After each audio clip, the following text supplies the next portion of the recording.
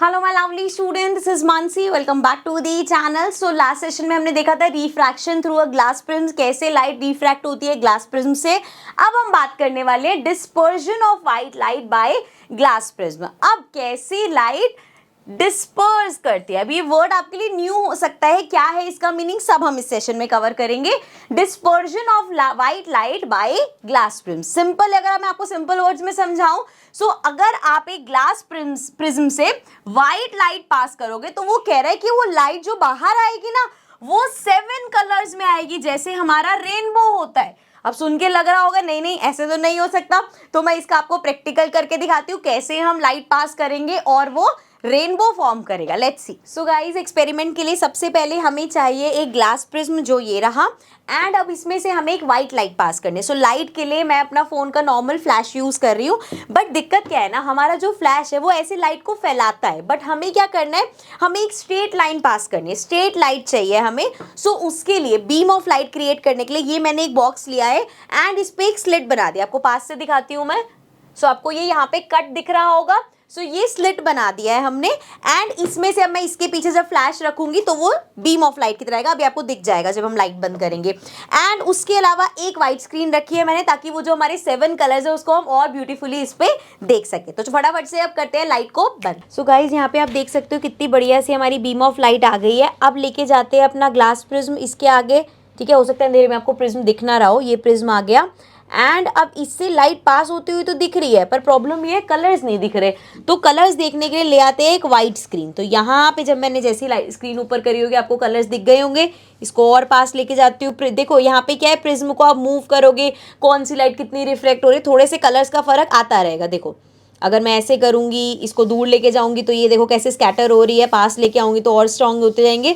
सो इस तरीके से आप देख सकते हो कैसे जब हम एक व्हाइट लाइट पास करते हैं तो वो 7 कलर्स में स्कैटर करती है। सो आपको दिख गया होगा कैसे हम व्हाइट लाइट जब पास करते हैं ग्लास प्रिज्म से, सो वो कैसे 7 कलर्स में स्प्रेड हो जाती है। ठीक है, अब यहाँ पे टर्म समझ लेते हैं क्या क्या यूज होती है। When light falls on the prism, it splits the incident light into band of colors। ठीक है, यही सेम चीज है, जब हम व्हाइट लाइट डालते हैं तो वो बैंड ऑफ कलर्स में उसको स्प्लिट कर देती है। Sequence of colours observed are VIBGYOR, जैसे हमारे रेनबो में। इसको मैं थोड़ा सा जूम इन कर रही हूँ। ठीक है, चलो अब यहाँ पे वो कह रहे लाइट कैसे स्प्रेड हो रही है, विप ग्योर में। विप ग्योर क्या होता है, बेसिकली कलर्स के नेम है violet, indigo, blue, green, yellow, orange and red. So इस सीक्वेंस में वी से नीचे से स्टार्ट हो रहा है, ऊपर रेड, यहाँ पे इस सीक्वेंस में वो स्प्रेड हो रही है। ठीक है, अब जी this band of colour is known as spectrum. अब ये जो बैंड ऑफ कलर है, इसका पहले बात तो नेम क्या है, VIBGYOR, because of the sequence of colour. ठीक है, एंड इसको हम बोलते हैं स्पेक्ट्रम। इसको क्या कहते हैं, स्पेक्ट्रम। नाउ कहीं पे भी अगर आपके पास आता है the band of this colour is known as, ये गलती नहीं करनी कि वहां पे आप विप ग्योर लिख दोगे, वहां पे आप लिखोगे स्पेक्ट्रम बोलते हैं इसको। ओके चलो, so this splitting of incident light into different colour is known as dispersion. और ये जो पूरा प्रोसेस हो रहा है जिसमें व्हाइट लाइट जा रही है और वो 7 कलर्स में पास हो रही है, उसको हम बोलते हैं डिस्पर्जन ऑफ व्हाइट लाइट। ठीक है, समझ में आ गया।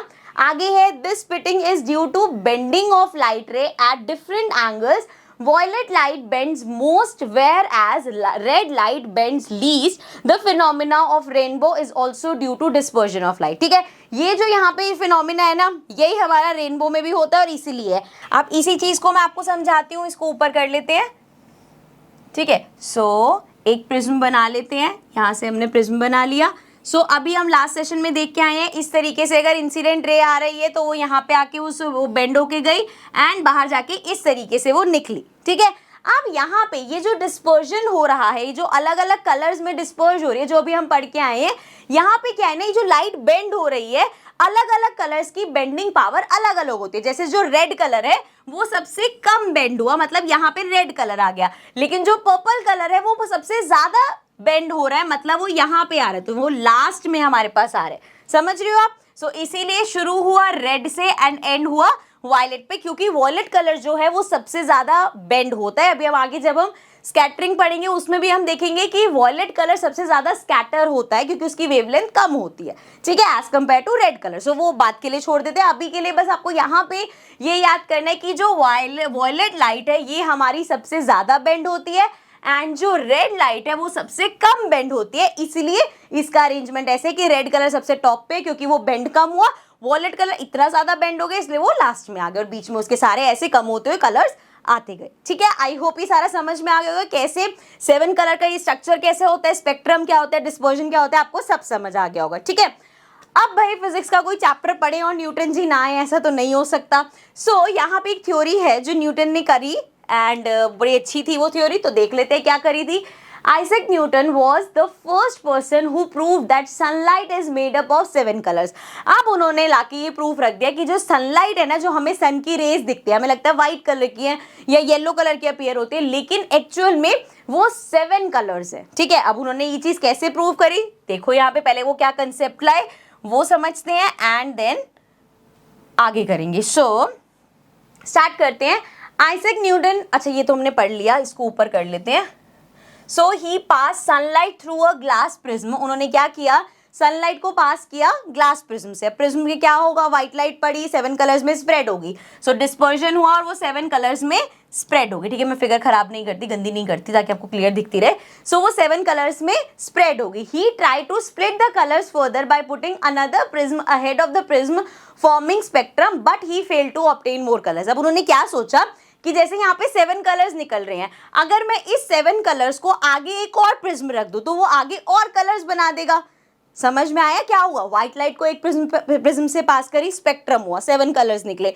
उन्होंने सोचा कि अगर मैं एक और प्रिज्म आगे रख दूंगा, 7 कलर्स जब उस प्रिज्म पे पड़ेंगे तो वो और कलर्स निकालेगा, लेकिन ऐसा नहीं हुआ। टू हिज सरप्राइजेस क्या हुआ, he formed spectrum from sunlight and placed an identical but inverted prism. तो जब वो चीज नहीं हुई ना, तो उन्होंने वो प्रिज्म उल्टा करके रख दिया। जैसे पहले अगर इस तरीके से प्रिज्म रखा गया एंड उसमें से लाइट पास करी है, देन उसको उन्होंने रिवर्स करके उल्टा करके रख दिया। ठीक है, ये चीज उन्होंने करी। अब उससे क्या हुआ कि ये जो 7 कलर्स जब इस पे पड़े ना, वहां से दूसरी तरफ से व्हाइट लाइट निकली। मतलब जो पहले व्हाइट लाइट 7 कलर्स में स्प्लिट हो रही थी, अब वो 7 कलर्स रिकंबाइन होकर व्हाइट लाइट स्प्रेड कर रहे हैं, व्हाइट लाइट निकल रही है उसमें से। सो पढ़ लेते हैं। In front of forming the spectrum, जो स्पेक्ट्रम बना था उसके आगे उन्होंने उल्टा प्रिज्म रखा। All the 7 colours combined by the inverted prism and emerge as white light. तो वो व्हाइट लाइट की तरह इमर्ज हुआ। तो यहां से उन्होंने वो किया कि जो सनलाइट है उसमें से 7 कलर्स आ रहे हैं और ये सब चीजें हो रही है। इस एक्सपेरिमेंट से उन्होंने ये चीज प्रूफ कर दी। ओके, नेक्स्ट है हमारे पास रेनबो। छोटा सा टॉपिक है, इसी सेशन में खत्म कर देते हैं। सो रेनबो क्या होता है, सबको पता है, आसमान में बारिश के बाद आपने बहुत बार देखा होगा रेनबो बनता हुआ। जितना क्लियर पिक्चर्स में हमें दिखता है उतना क्लियर नहीं होगा, लेकिन कभी कभी हो सकता है आपने उतना क्लियर भी देखा हो। So it is a natural spectrum appearing in the sky after rain shower. Rainbow is observe in the direction opposite to sun. So पहली बेसिक चीज याद रखना है, रेनबो हमेशा जहां सन है उसकी ऑपोजिट डायरेक्शन में दिखता है। अब ये रेनबो कॉज कैसे होता है, कैसे ये रेनबो बन जाता है नेचुरली आसमान में, उसके हमारे पास 3 फिनोमिना लगेंगे यहाँ पे। 3 phenomena which are involve in rainbow formation are dispersion, मतलब व्हाइट लाइट डिस्पर्ज हो रही है 7 कलर्स में। पहला फिनोमिना ये रिफ्रैक्शन, लाइट का रिफ्रैक्शन हो रहा है, कहाँ हो रहा है, क्या मीडियम है, वो सब अभी पढ़ेंगे। एंड इंटरनल रिफ्लेक्शन और इंटरनल रिफ्लेक्शन भी हो रहा है। ये आपके लिए नई चीज है, अभी देख लेते हैं क्या क्या है। देखो, अगर हम इसकी डेप्थ में जाते तो ये बहुत बड़ी चीज है। अगर मैं पूरा इंटरनल रिफ्लेक्शन वगैरह समझाने लगे तो वो काफी ब्रॉड टॉपिक है, इतना आपके सिलेबस में नहीं है, तो हम फालतू में इतना एक्स्ट्रा चीजें नहीं पढ़ेंगे, पहले हमारे पास बहुत सिलेबस है पढ़ने के लिए। ठीक है ना, सो जितना आपके सिलेबस में उतना स्टिक करके चलते हैं। So some water droplets remain suspended in air after rain. बारिश होने के बाद कुछ वाटर ड्रॉपलेट आसमान में ही रह जाते हैं। जो भारी होती है वो तो नीचे गिर गई, जो हल्की है वो खत्म हो गई, लेकिन कुछ हैं जो आसमान में रह गई। ठीक है, these droplets behave as a glass prism. अब वो जो ड्रॉपलेट है ना, वो ग्लास प्रिज्म की तरह एक्ट करती है एटमॉस्फेयर में। When light enters the rain drop it first refracts and डिस्पर्सेस। तो सबसे पहले जैसे ही हमने मान लिया ये हमारी एक रेन ड्रॉप है। ठीक है, अब जो भी हम चीज इमेजिन कर रहे हैं इस रेन ड्रॉप के अंदर कर रहे हैं। जैसे जब हम प्रिज्म की बात करते हैं, लाइट अंदर जाती है, डिस्पर्जन वगैरह यहां से तो निकलता है, अंदर जो होता है वो प्रिज्म के अंदर की बात करते हैं। ऐसे ही हम इस रेन ड्रॉप के अंदर की बात कर रहे हैं। सो जी, जैसे ही सनलाइट घुसी, व्हाइट कलर की सनलाइट इसमें गई, क्या हुआ यहाँ पे, सबसे पहले रिफ्रैक्शन, बेंडिंग ऑफ लाइट हुई। ठीक है, बेंड होके वो यहाँ पे जाके टकराई अंदर ही अपने ड्रॉप के एंड से। फिर वहां पे हुआ रिफ्लेक्शन। रिफ्लेक्शन हमने पढ़ रखे ना, मिरर में होता है रिफ्लेक्शन। तो जब वो ड्रॉप के अंदर हुआ, सो यहाँ पे हुआ इंटरनल रिफ्लेक्शन। ठीक है, एक होता है टोटल इंटरनल, एक होता है पार्शियल इंटरनल। यहाँ पे पार्शियल इंटरनल होता है, बट मैंने पहले ही बोला कि हम उसमें नहीं घुसेंगे क्योंकि वो बड़े लेवल के लिए। आपके लिए बस आपको ये वर्ड याद कर लेना है कि यहाँ पे इंटरनल रिफ्लेक्शन हुआ। ठीक है, इंटरनल रिफ्लेक्शन होने के बाद ये हिट करके आया यहाँ पे, एंड यहाँ से रिफ्रैक्शन होके फिर से बेंड करके वो 7 कलर्स में निकल गया। ठीक है, सो रेन ड्रॉप में क्या हुआ, सनलाइट एंटर करा, रिफ्रैक्शन हुआ, डिस्पर्जन हुआ, लाइट स्प्रेड हुई हमारी 7 कलर्स में, एंड देन इधर हिट करके क्या हुआ, हमारा इंटरनल रिफ्लेक्शन हुआ, एंड यहाँ से फिर से रिफ्रैक्शन होके रेनबो बेसिकली बना, या 7 कलर्स में वो निकली। इसी चीज को पढ़ लेते हैं। It first refracts and disperses, जैसी रिफ्रैक्शन हुआ, डिस्पर्स हुई वो, then it reflects internally and internal reflection हुआ, इंटरनल रिफ्लेक्ट किया उसने, and again refracts as it comes out of the drop. अब जैसे ही वो बाहर लाइट जो है वो रेन ड्रॉप से बाहर आई, तो फिर से रिफ्रैक्शन हुआ, and the 7 colours reaches the I of observer in form of rainbow. और ये जब यहाँ से बाहर लाइट आ रही है तो हमें वो स्काई में 7 कलर्स दिखते हैं। ठीक है, और ये कहाँ दिखता है, हमेशा ऑपोजिट, सन अगर इधर है तो उसकी ऑपोजिट डायरेक्शन में, क्योंकि सन से लाइट आ रही है तभी ये चीज हो पा रही है। ठीक है, आई होप ये समझ में आ गया होगा। इसके बाद हम करने वाले हैं अपना next topic which is atmospheric refraction, which is a very interesting topic. मजा आएगा कि काफी बेसिक चीजें जो हम आम जिंदगी में देखते रहते हैं उसकी रीजनिंग होगी यहाँ पे। ठीक है, तो काफी इंटरेस्टिंग होने वाला next topic. I will see you all in the next session. Till then take care and bye bye.